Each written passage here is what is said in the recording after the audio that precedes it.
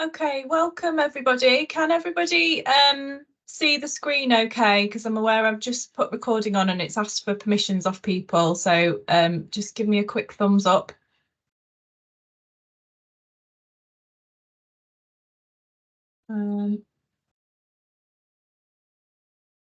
Excellent, thank you. Oh, I can see we've got a hand up. Jodie, have you got, oh no, that's a thumbs up on that one. Okay. Nicola, have you got your hand up? Or are people just waving at me because I can hear okay? That's fine. Right, welcome everybody to December's North Yorkshire Safeguarding Children's Partnership Development in Safeguarding Masterclass. My name is Kat Morrison. I'm a Policy and Development Officer for the business unit, and I will be kind of running through the session today. But I'm very pleased to welcome Angie Coleman from North Yorkshire Police, who is going to be delivering the session, the majority of it today, in terms of modern slavery and human trafficking. I will do a quick partnership update at the end for 5 minutes, if that's all right. The session is recorded and we will upload it as soon as possible onto the YouTube channel, so you'll be able to access the recording, and we'll send out the slides as well. There we go. So as I said, if you can please make sure your microphones are on mute, and any questions in the chat bar we will endeavour to pick up throughout the session. The masterclasses, as I said, were recorded and available on the YouTube channel, or we put them on the Learning for Professionals section on the website as well. Don't forget to like and subscribe our YouTube channel, because then you'll get the notifications of when the session's been uploaded, but I'll try and get it done today or as soon as possible. And then once you've completed the course, the post-course questionnaire is available on the NYES website, and once you've completed that questionnaire, you'll obtain a certificate of attendance. Right, I'm going to hand over to Angie to welcome and introduce herself. I'll stop sharing, Angie, if you want to then pick up the sharing. Will do. All right, thank you. Right, I'll just do this because I won't be able to talk and do technical stuff at the same time. So let's have a little look up here. There we go. Right, can you see on your screens a slide entitled Modern Slavery? Yeah, that's lovely, Angie. Thank Excellent, you. lovely. Thanks, Catherine. So hello, everybody. My name's Angie Coleman. As Catherine said, I'm a detective at the CID office at Northallerton. And up until a few weeks ago, I was the crime trainer with North Yorkshire Police, which is how I've got involved with this and the modern slavery training in particular. Just as a start off, we sort of alluded to this, Catherine and I, just when we were setting up, but actually it's a fairly tough subject. So if at any point during this lunchtime you think, yeah, I don't really want to sit through this, or it touches a nerve, or anything like that, then please don't feel that you're duty bound to sit through. I would rather not upset anybody. So please, just go with what you can deal with, and if there is anything that you don't like the look of, then that's fine. Having said that, there isn't anything overtly gory or anything like that. It's just quite an emotive subject. So my understanding is that you are North Yorkshire County Council employees from a whole range of different disciplines within the county council, and I know that there's some primary schools on here, and I know that there's some social care, and so I've tried to get in a little bit for everybody. Obviously my background's policing, so I come to most of this with the policing head, so I'll present it in that regard, but I'm absolutely happy to take any questions, and if there's anything that you're not sure of, just stick your hand up, and Catherine's monitoring the chat, so if there's anything on there, she'll be able to let me know. Okay. Oh, that's a good start. There we are, that's better. All right, so modern slavery is happening more now than before slavery was abolished. So there are more people in servitude today than there were in the 1600s, which is a terrifying statistic. And one that personally I'm ashamed of. I think, we think of ourselves as a sort of a disciplined and modern society. Well, actually, there are still certain members of society that are exploited, and the vulnerable in particular, and that's why we're all here today. Modern slavery will continue to thrive so long as there is a demand for cheap goods and services. So as long as we want our car washed for a tenner, so long as we want our nails done cheaper than anywhere else on the high street, there will be a demand for modern slavery, and it's happening all around us. And this is really just about making us aware of where it is, and how we can do our own little bit to try and combat it and to try and reduce that demand for cheap services. Please excuse the barking in the background. Timing, as ever, is everything, and somebody's just brought in a trainee police dog, so if you can hear anything, that's what that is. Modern slavery is described as a high reward and low risk crime, and I'll go through the business model shortly, which just gives you an idea of just the kinds of money that we're talking about when we're looking at modern slavery enterprises. It's usually the point that most of the cops, when I'm teaching them this, think, well, they probably come into the wrong profession. If you're after money, then modern slavery is certainly a high rewarding business, albeit one that exploits the vulnerable in our society. So the main drivers are poverty. Wherever there is poverty, there will be people ready to exploit that poverty. Poor economic opportunities, danger from armed conflicts, and if you think of the current situation in the world at the moment, we've obviously got the war in Ukraine as well as the Israel-Gaza conflict, and be under no illusion that wherever there are people displaced because of war, there are people waiting to take advantage of those people that have been displaced. When we talk about Ukraine and people leaving the Ukraine and setting up camp on the borders of the country, there were people waiting there to remove them from that situation under the promise of something bigger and better, and taking them into modern slavery. It's a particularly sort of dark aspect of crime. So oppression, lack of human rights and poor education, all contributing to the increase in modern slavery. So several different types of modern slavery and human trafficking. So labour exploitation, so working for offenders, so working other than offenders or in isolated environments. So if you think of, for example, it could be your cannabis farms. So, people employed in the cannabis farms, I use the term employed very loosely, or fruit picking, or things of that nature, where people are employed to provide a cheap service. Domestic servitude, so people who are exploited by perhaps a partner or even relatives. So this isn't all about strangers exploiting. This is quite often within a family as well. So domestic servitude, people being exploited, being treated as slaves in a household setting. Sexual exploitation, so potentially one of the biggest areas, child sexual exploitation in particular, by either a group or individual, and sex work with adult men and women. You may have heard the term sort of pop-up brothels, so Airbnbs in particular being used as brothels for a short term, and then changing locations so that it makes it all the more difficult for them to be detected and prosecuted. And criminal exploitation, so forced gang-related activity, so forced acquisitive crime, you're stealing, you're shoplifting, you're burgling, begging. So if we're seeing people on our streets that we don't recognise, where are they coming from?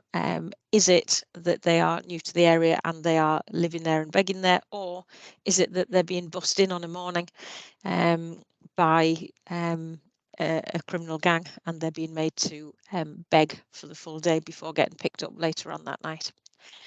and then also financial exploitation and sham and forced marriages.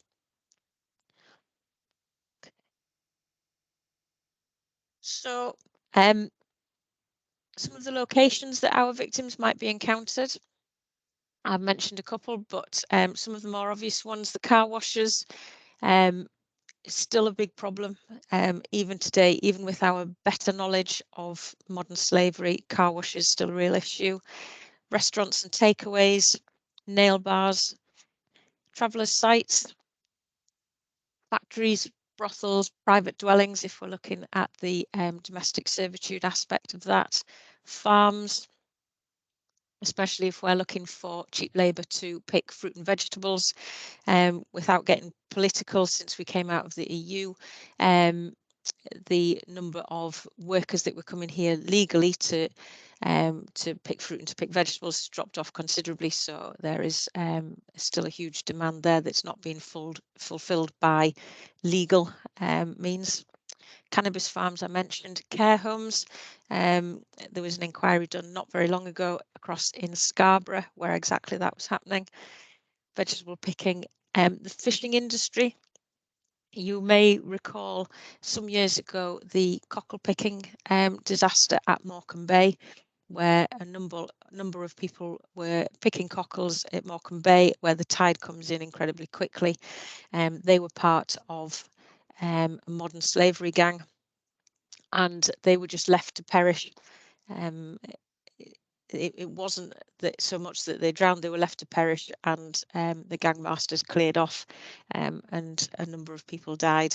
And that was actually what sort of kicked off this change in legislation and the feeling that something needed to be done, that this whole industry was carrying on underneath the radar. And that incident, you know, if one positive can be brought out of it, was that as a society we needed to do more about modern slavery, and it brought in this new legislation.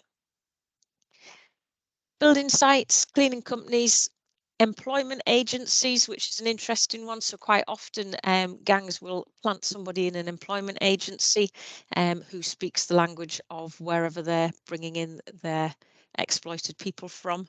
I'll look into that a little bit more detail. And begging, so busing people into, for example, York City Centre, especially around Christmas time, or Harrogate, making people beg all day and then picking them up and taking them away on a night and taking away their money from them. So I spoke a little bit at the beginning about this being a low risk, high reward crime. And this model just goes a little bit into showing that. So we've got our stereotypical bad guy in the middle there. You can tell he's a bad guy because he's wearing a stripy jumper and a bandana. So that's our bad guy. This model is adult sexual exploitation. So if you have 5 people enslaved being exploited by you, and you rent a property, an Airbnb, like I alluded to, for £500 a week, and you advertise on an adult services website for £150 a week or thereabouts, which is what the average cost is, you can expect to get in revenue from those 5 workers about 12.5 grand per week, and that's on a typical charge of £50 per half an hour, which is about an average charge for an adult sex worker. You take away your overheads of £650 a week, which leaves you nearly 12 grand a week and 47.5 grand a month. So you can see from a gangmaster's point of view that financially it's a high reward crime, and is worth the risk, because so long as they keep that business model moving around the country, it's very difficult to track down and pinpoint where these things are happening.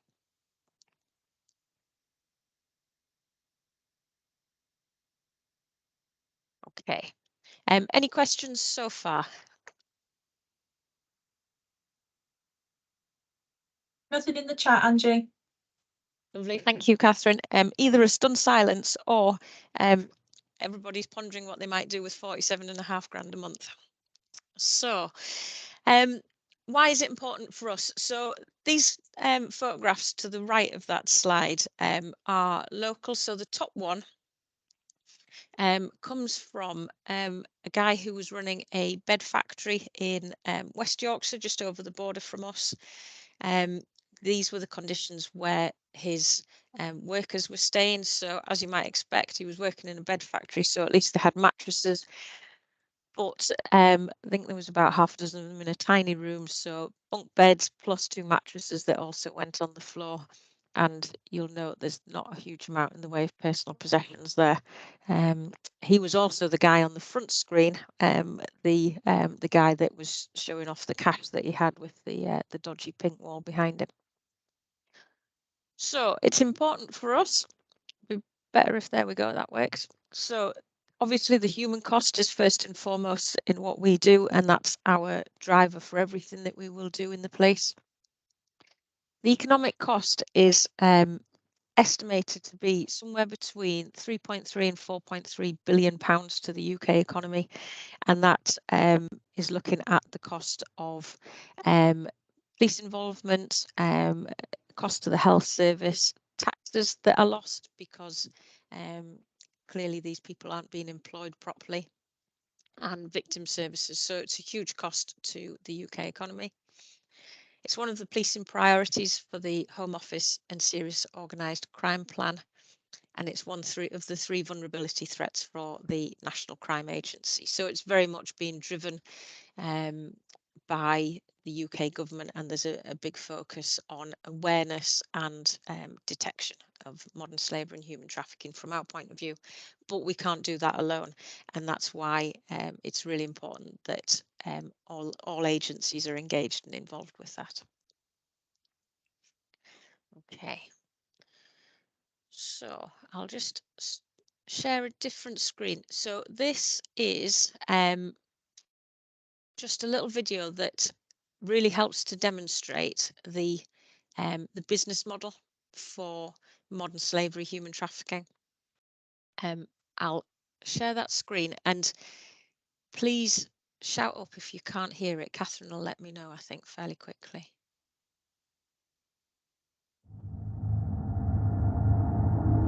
So you should be able to hear something now.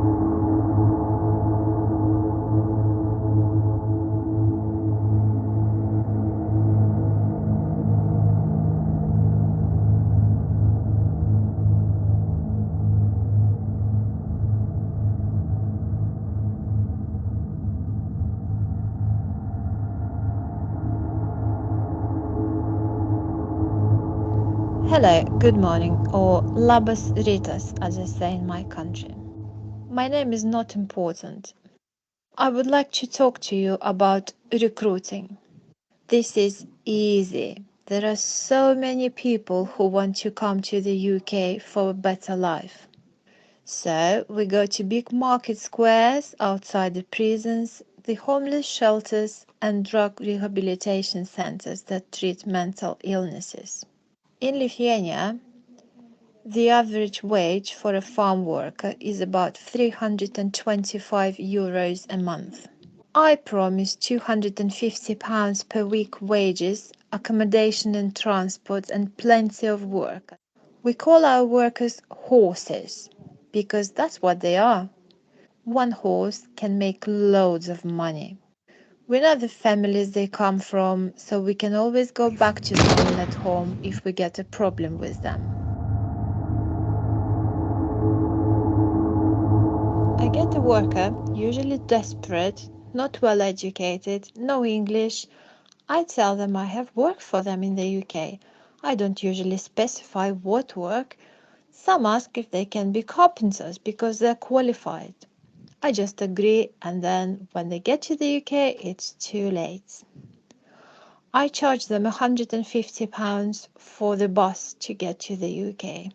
I have 4 minibuses I use in rotation, back and forth, and I swap which port I come in and out of. I promise accommodation for £50–60 per week. I have loads of houses that are sublet, and I have one guy in charge in each house. He's my lieutenant. and he collects all the money and makes sure that there is no trouble. No stepping out of line. So the worker owes me to travel for the accommodation, and then I charge to find work, which is another £250. They have no money, but I tell them they can pay me back when I get them work. Some of them have no money for food the first week, but they always survive somehow. The houses is a very good way to make money. I can have up to 9-12 people living in a 3-bedroom house, which I pay £350 per month for. They can't go anywhere else. They don't know how to. There will be trouble for the family at home if they don't repay me. Each house can earn me about £30,000 per year. In my own house, I have 2 horses. I need people to clean and tidy for me, and they repaint it. I keep them occupied. My repayment to them is not abusing them. Most of my houses are cold and damp. Horses only sleep on mattresses on the floor. They don't need anything else. The houses are not too good, that's why I get them cheap. No one else will live there. Most of them are infested with bugs and cockroaches. I open bank accounts for them. I have contacts and I can open 4 accounts for each worker.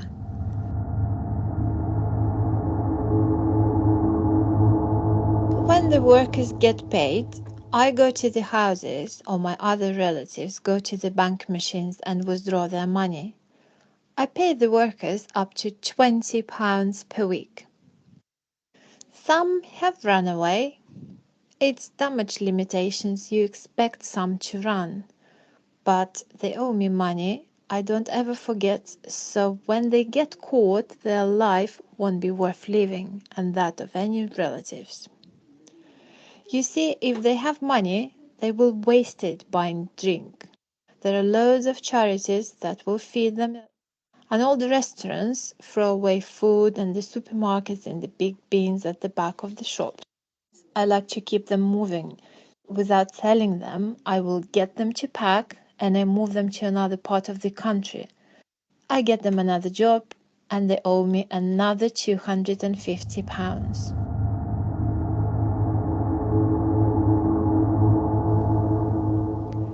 Some of the bank accounts I run into debt, and I can make about £1,000 before the account is closed. I take out what loans I can in their names, so if they do leave me and try to make a life in the UK, they will struggle because of bad debts. Another stream of my income is benefits. I have a very good understanding of the benefit systems, so claiming is easy. I get housing benefit for each house. This is more difficult now after the new ruling, but I can still get child benefit for the workers' children who don't even have to live in the UK. Also, working tax credit for each worker. The basic is about £1,940 per year.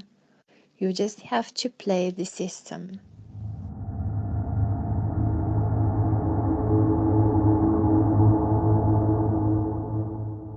The best jobs are the full-time ones, but I get a contact with agencies, either someone who works in the office who speaks Lithuanian or the management. When the majority of workers speak another language, it's amazing how quickly the foreign speaker gets relied upon to organize the workers. So it's simple. I like to deploy workers to more than one factory. Spread the load, you see. Keep them all guessing. Most of the places I have, some of my family working or people from my town back home, they keep tabs on the workers. None of the workers can speak English, so they can't complain. They sit through the health and safety training and induction. Hilarious. They can't understand the word. If they complain, they speak to other Lithuanians, my family, so I always get to hear, of course.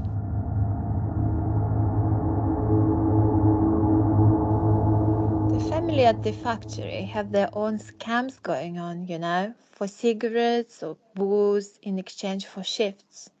It's about £10 per shift if they want to work. I like to make sure they get to work, so I charge them for transport, £6 each way, and that's deducted with the accommodation at the end of each week. I like expensive cars like Mercedes.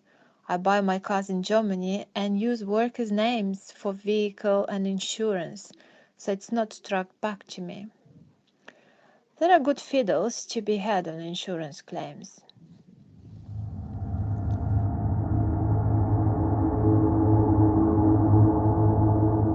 I control my workers through threats and force. We tell them that we will take them to a wood and beat them up, or beat their mothers up at home. We did this to one worker, but he was lucky and managed to get away and got to a police station. Then we shut down the whole area. In a day, we were gone. We tell them they're not allowed to go out, they're not allowed to speak to workers in any other houses. We don't like them to drink. If they do, I get the guy in charge of the house to beat them up. Or they can have free rein with the women. It's up to them how they get the job done. They can't read English, so I collect all the post. I keep all the bank stuff and cards. Well, that's how I run the business in the UK. We can do the same in France and Italy and anywhere in Europe. I can send workers anywhere in the UK.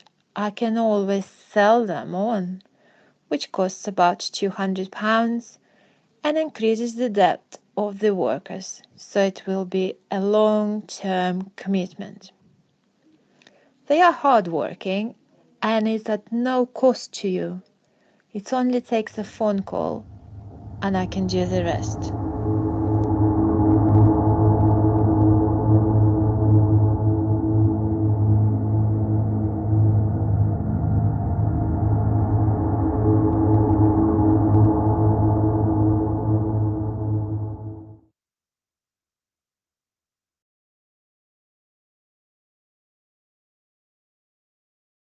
Okay. First of all, let me just make sure that this doesn't go into a different video. It doesn't look like it's gonna. That's good.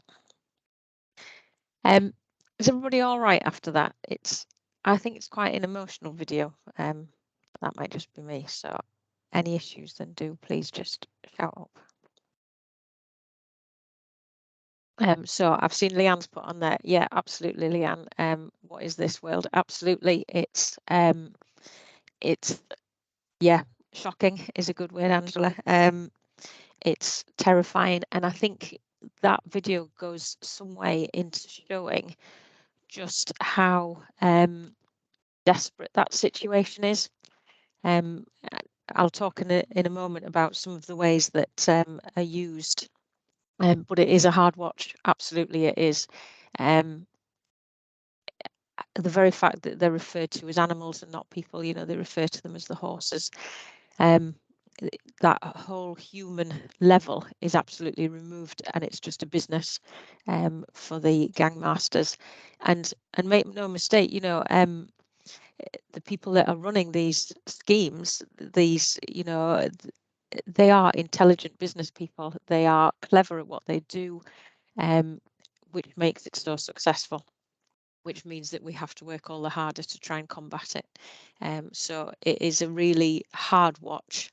I mean, I must have watched that 15 times perhaps, and I still find it really difficult. Yeah, it's a horrific crime, which is why it's so important to try and get the message out there. So, where are we on that one? There we go. Right. So, have you got on your screen again my PowerPoint? Is that right? Yeah, that's come through fine. Thank you. Lovely. Thanks, Catherine. So we're just going to look a little bit at some of the areas of vulnerability that were highlighted within the film, some of the control methods and some of the tactics used by the offenders. I'll keep it as me talking, but if you want to, shout up with anything in the chat, then please do. And Catherine will highlight that. So some of the vulnerabilities that we're looking at, if you imagine for a moment being, not being able to speak the language of the country that you go to. Now, we might all go on holiday and we might not know the language of the country that we go to, but we've got the advantage of knowing the country and knowing whereabouts we are in that country. The people that are trafficked might not even know where they've ended up. They might not know the city or the town that they've ended up. They don't know what the language is. It makes it, a really difficult point to start from. How do you then start to get your message across? No employment, so they're looking for that employment, and some is better than none, quite often. And poor education means that they're trapped even more in that situation, and alcohol and drug dependency. So keeping people in a situation because they are dependent on perhaps alcohol or drugs that might be brought to them by the gangmasters. So I'm thinking especially of the adult sex trade, where quite a lot of those workers might, if they weren't already, be alcohol or drug dependent, just as another way of trying to control those workers. So in terms of methods of control, so there's the threats, not only for them, and in some ways a threat against you personally is you're able to kind of deal with that, aren't you? But a threat to family back home, when you've traveled across the world in the belief that you're going to provide for your family, is a horrific threat, and you will never know whether or not those threats are carried out. So the unknown is terrifying in that situation. I mentioned the threats of assault and force on the persons themselves, threats to the family. The charges for work. So I don't know if you kept tally of the charges that were being made against those people that were being trafficked, but 150 quid for the bus, and £6 each way for work, and the accommodation per week, and then being sold on to another gangmaster. So the debts are absolutely over and above what they're earning and what they're in, what they get access to from what they're earning. So it creates this debt bondage where they're just not able to get out of it. And then similarly, the gangmasters then using their details to set up bank accounts to claim oh, sorry, my mind's gone blank. Benefits, sorry. So using their details to set up benefits and claiming those for them, even if they were to then get out of that situation, if they went to a bank to try and set up an account in their name, then they have all these bad debts in their name, so they can't then open bank accounts and claim benefits in their own terms, because that's already been done on their behalf and has created that bad debt. So it causes huge problems. The domestic servitude type jobs, so there was mention on there, wasn't there, that the gangmasters, they said that they had 2 horses in their house, so 2 victims being used to keep the house in immaculate condition, albeit the taste was questionable, but keeping the houses immaculate, constantly cleaning and painting, and and all of that overt display of wealth as well. Those photographs came from real jobs, the gold rings and bracelets and necklaces and things out on display, absolutely obscene. Control of the bank accounts I mentioned. Isolation is a big thing. So you might be working with a lot of people, but you can still feel absolutely isolated. So who do you turn to? Creating that isolation by placing lieutenants within the house is a very common control, or the presence of an alpha victim. So having a number of victims housed within one premises, but one victim almost aligning themselves to the gangmasters in a bit like a Stockholm syndrome kind of scenario, where in order to survive, they put themselves forward as somebody who'll manage that house and keep an eye on the people in there. So then who do you trust in that situation? Well, the answer is you can't trust anybody. Loans in their name I mentioned, and the car insurance, the crash for cash. So having cars, gangmasters having cars, but registering them in the names of the people that they're exploiting, taking out the car insurance, and then making extra cash with the crash for cash type of situation. Really poor housing conditions. Absolutely, you wouldn't house an animal in there, let alone cramming it full of human beings. Absolutely awful conditions. And that whole demeaning phrase. And if you consider that some of these people will come across to the UK or move within the UK on the promise of earning money for their family and being able to send money home, that whole I'm going to provide for my family, that kind of mentality, absolutely, as most of us would want to do, the absolute stripping back of any pride that they had when they find themselves in that position, because that's all just taken away from them. They can't see their family, they've got no money to send back to them, just left with absolutely nothing, and very much demeaned.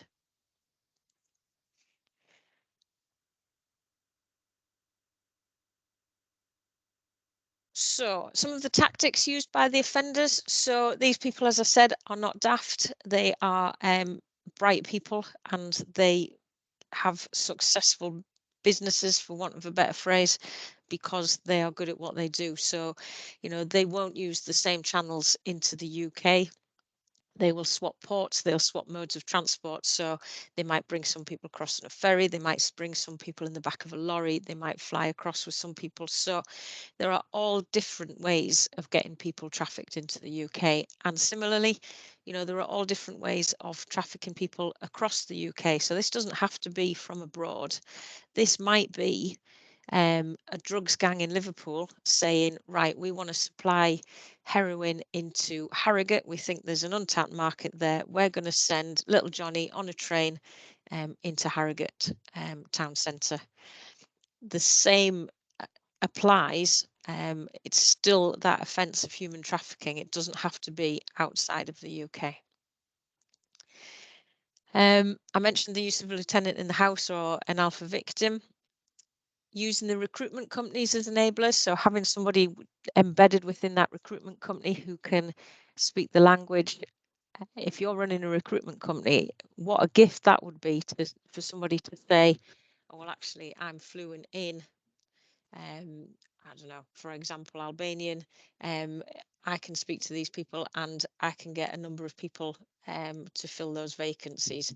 It's a win-win, isn't it, for the recruitment agency? They can fill the vacancies, they're doing good business, and they've got somebody there, to all intents and purposes, that they believe is assisting them. It's I think that of all of the things is something that I find really quite sinister.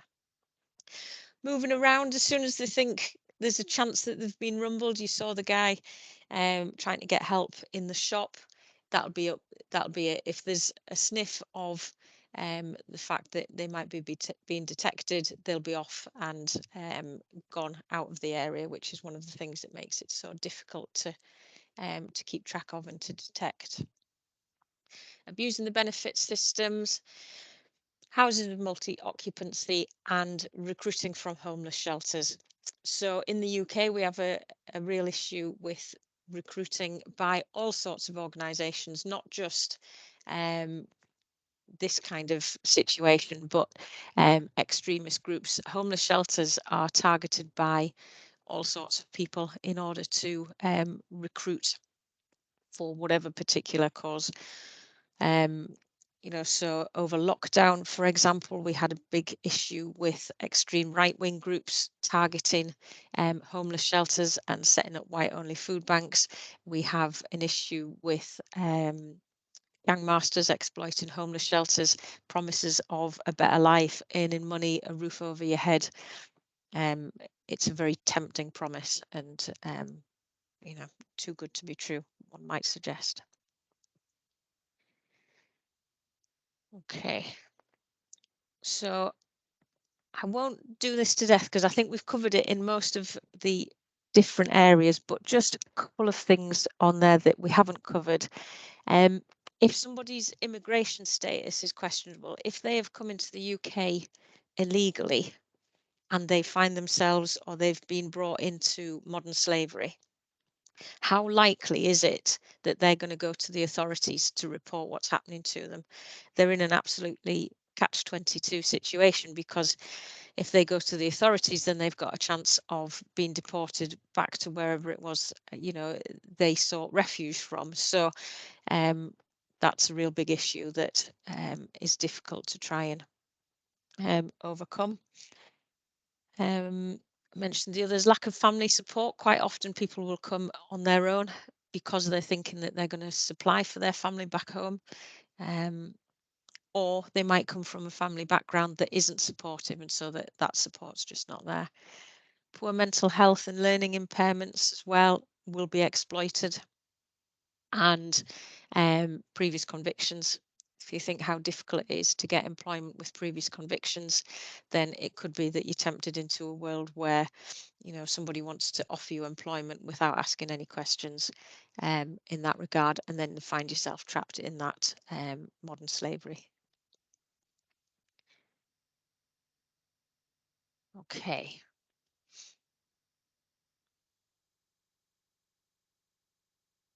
Right.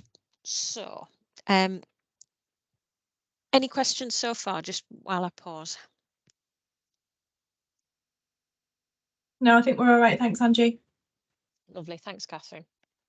So, when we're looking at modern slavery cases, at the very centre of any of those cases, there will be victims that have been exploited.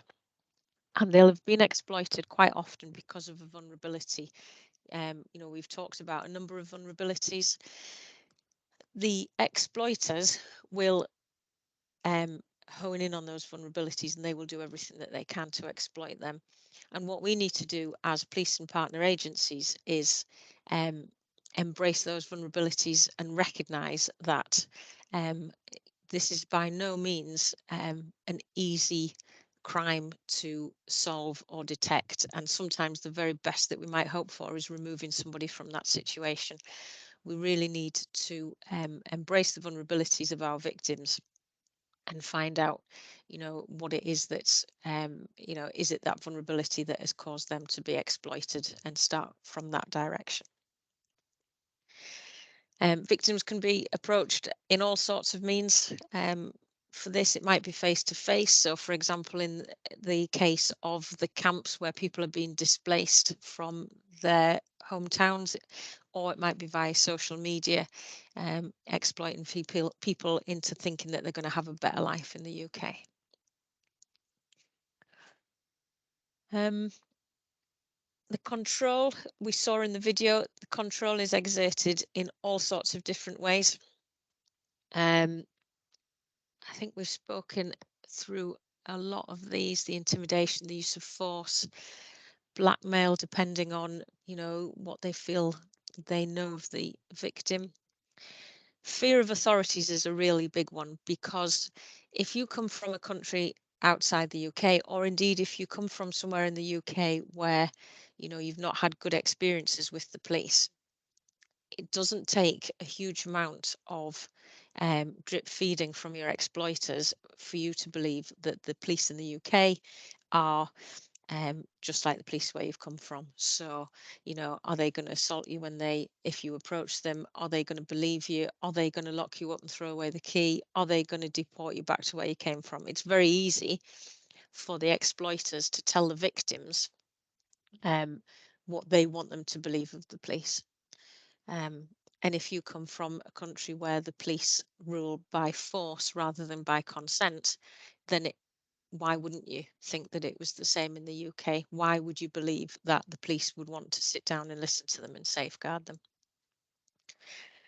I think we've talked about the others. The removal of the travel documents, that was covered in the video, taking passports away from people so that they in effect have no identity, they have nothing to say who they are, and those identity documents will be used by the gangmasters in an effort to set up benefit claims and bank accounts, that type of thing.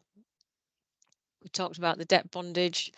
We've spoken about the removal of self-esteem and the sexual assault. So one of the most chilling lines in that video, I feel, is that if anybody in the house steps out of line, then the lieutenant in the house was permitted to either assault whoever it was that had stepped out of line or have free rein with the women. So using sexual assaults as a way to control men and women in that situation, which is particularly harrowing.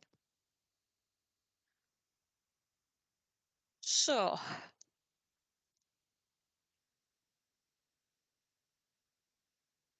what we're looking for, signs and indicators of exploitation. So in effect, flipping this on its head. So have we got somebody in front of us who is showing signs of exploitation? Are they an illegal entrant into the UK? Do they have any documents? Do they know where they are and where they're living? You know, quite often we'll come across people who won't tell us where they live, but that's not because they don't know, it's because they don't want to tell us where they live. It's a very different step to have somebody who doesn't know, who's got no idea where they are, where they're living, and that type of thing. Poor language, working in a location likely to be involved in exploitation. So, you know, our awareness is heightened if we're looking in areas like the car washes, the nail bars, that kind of area. We're looking more in particular for people in that area. Do they have unexplained injuries, or do they have an illness or condition that isn't being treated? Because if you've got a worker who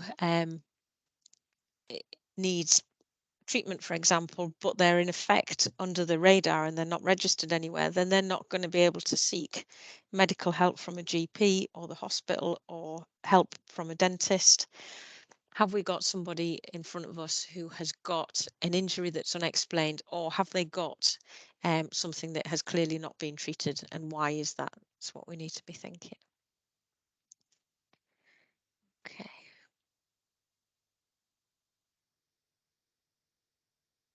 So a lot of the time people won't disclose to us, even when they're given the opportunity to do so, for a number of reasons, and I'll go through some of them here. So first of all, they might not be aware that they're a victim, and that ties in with them feeling that they're in a better situation than they have been previously.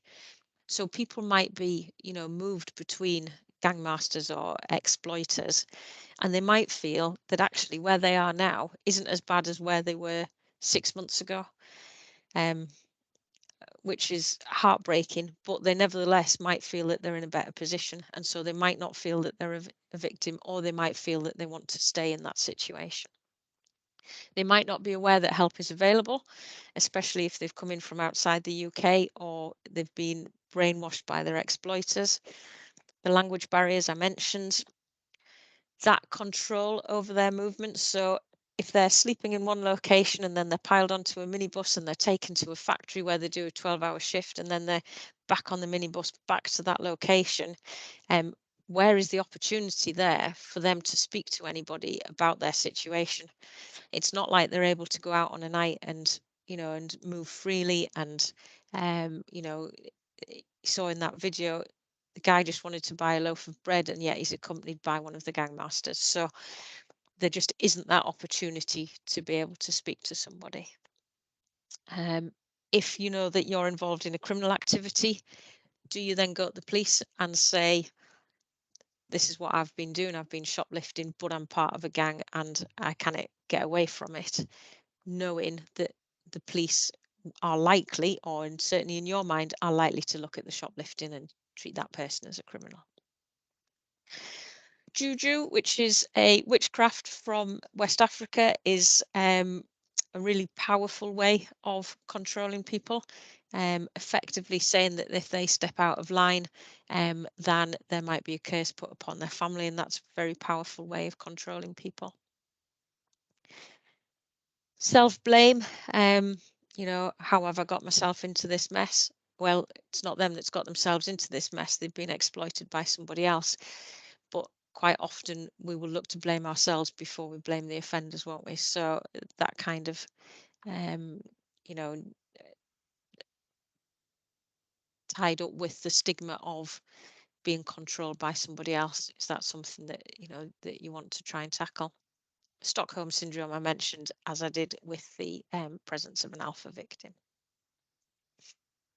Right, I'll whiz through these because I'm conscious that time's ticking on. This is the legislation, and I absolutely don't anticipate or expect that you will digest this, nor would you need to, but you just need to know, you know, the things that we're looking out for as we've covered. So I'll look a little bit on this one. So I mentioned that this isn't just people being brought into the UK. Human trafficking covers people being moved across the UK for any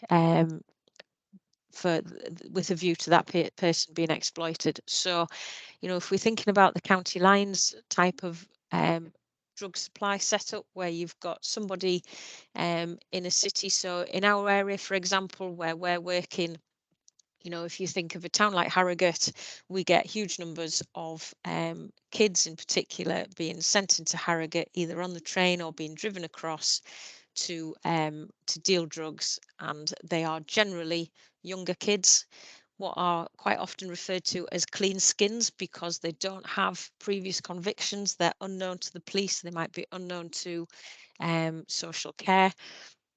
They are an ideal person for that job from in the eyes of the people that are dealing those drugs. From a police's point of view, we're much less likely to stop check somebody who's, you know, 11 or 12 years old, rather than, you know, an older teen. That person that's been sent across is being trafficked for the purposes of exploitation. They're being sent across to Harrogate. Quite often they'll be followed by another member of the gang to make sure that they don't go amiss, to make sure that the drugs don't go amiss, but they are being trafficked.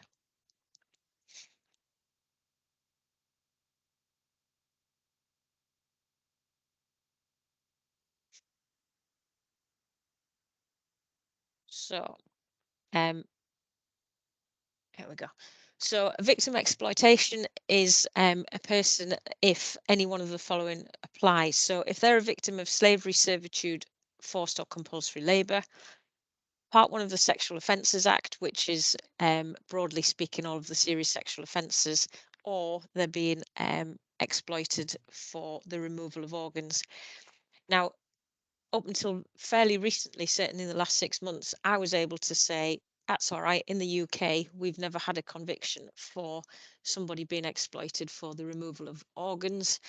That changed about 6 months ago when a couple in London were convicted for trafficking a young man to the UK to have his organs removed, which really is the stuff of nightmares. And you'd like to think of some sort of horrific detective fiction, but no, sadly that was happened in the UK. It happened in London. He was brought across for his organs.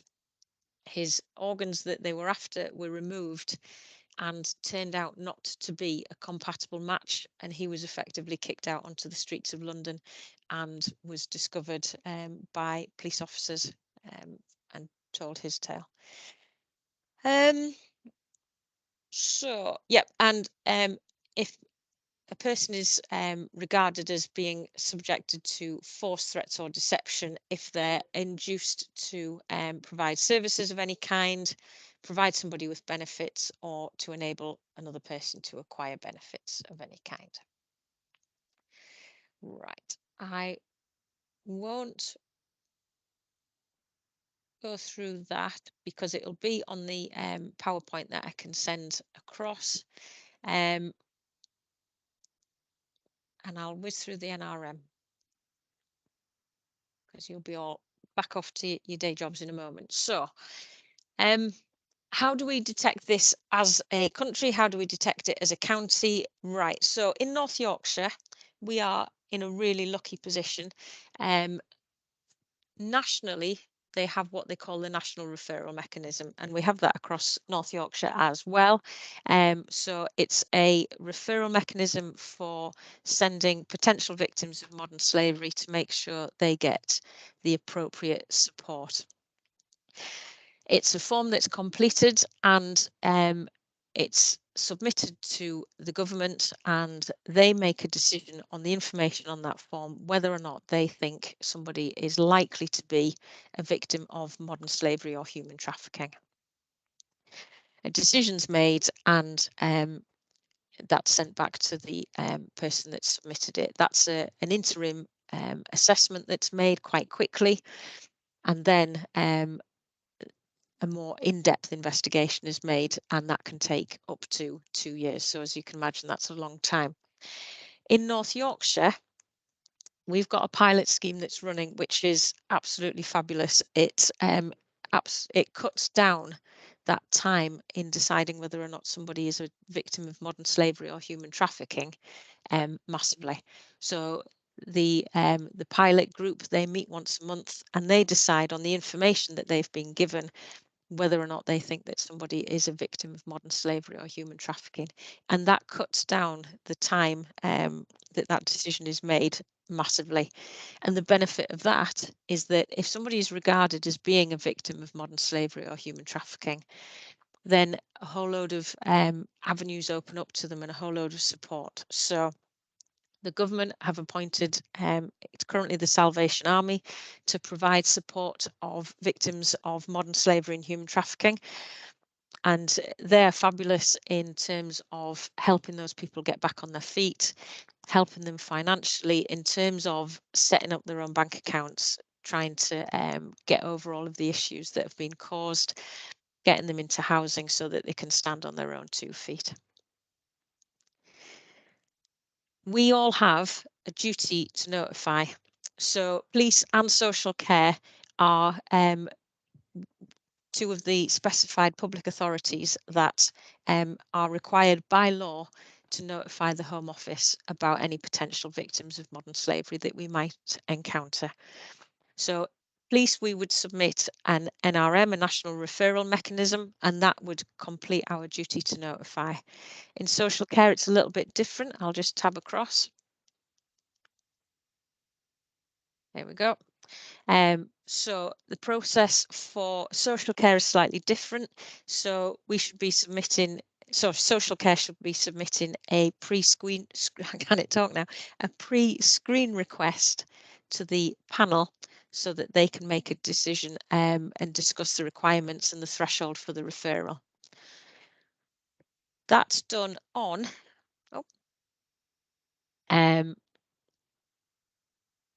I'll show you the form in a moment. So if there's any concerns about a child, if you suspect that a child might be a victim or at risk of human trafficking, then the duty is to make an immediate referral to the Children and Family Services and to make a report to us in North Yorkshire Police to notify us that a potential crime has been committed.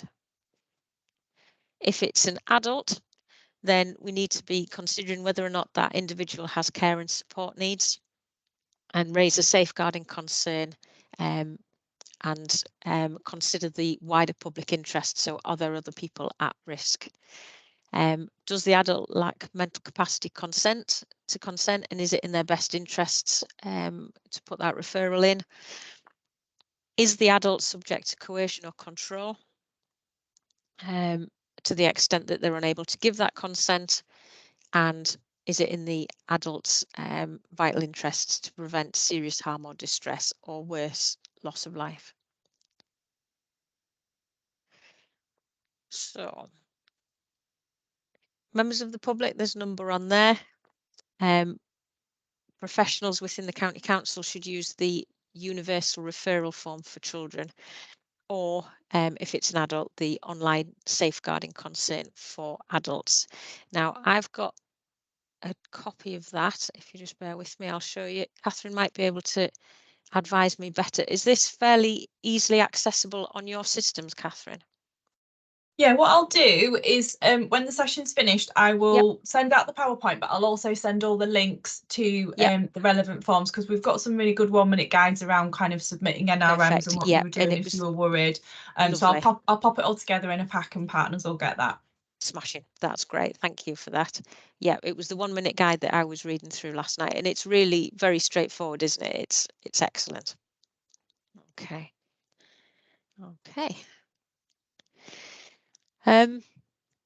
I'll whiz through this very quickly. If you're looking at human trafficking, what is it, the act that's being committed? How are they doing it, and what is the purpose of doing it? And effectively, that will give you your human trafficking definition there. So what's being done? Are they recruiting people? Are they transferring them? Are they harbouring them? How is it being done? And what is it being done for?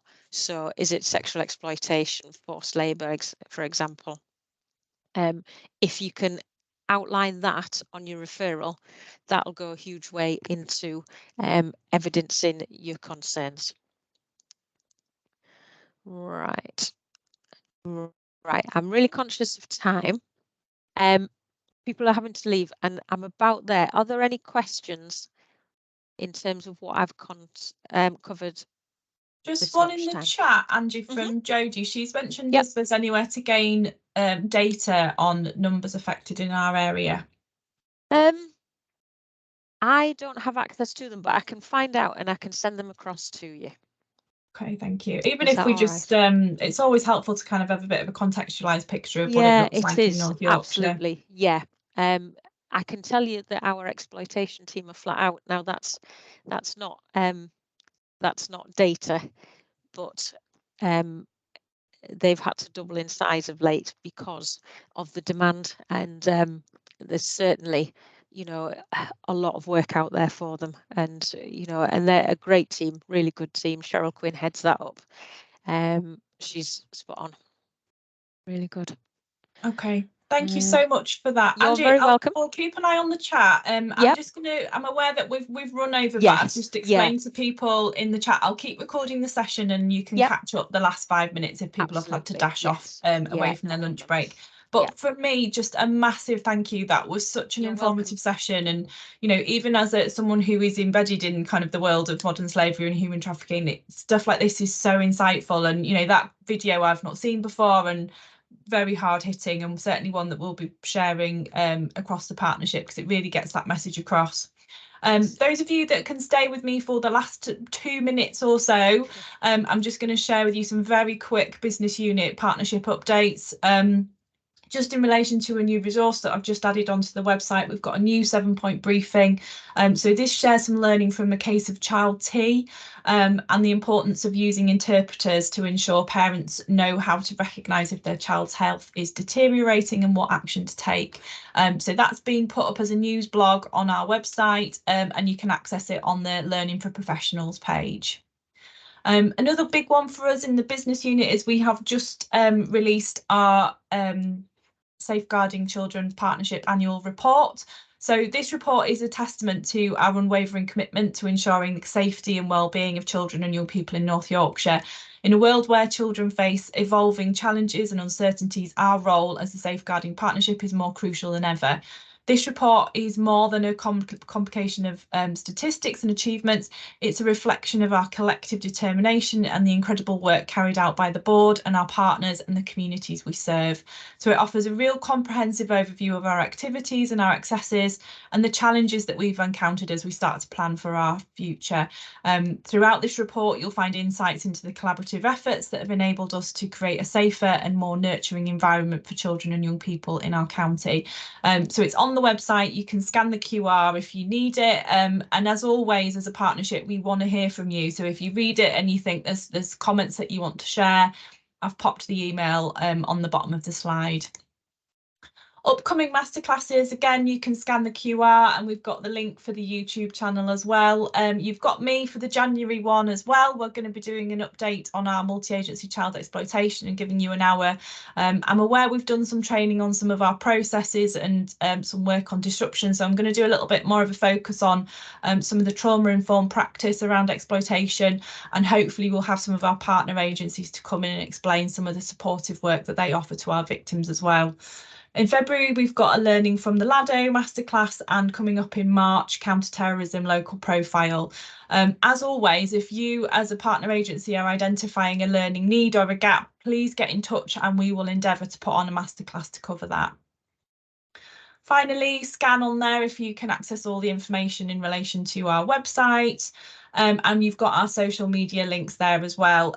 Just bear in mind, coming up from tomorrow, we will be sharing our 12 Days of Christmas social media posts. So really key safeguarding messages in the run up to Christmas.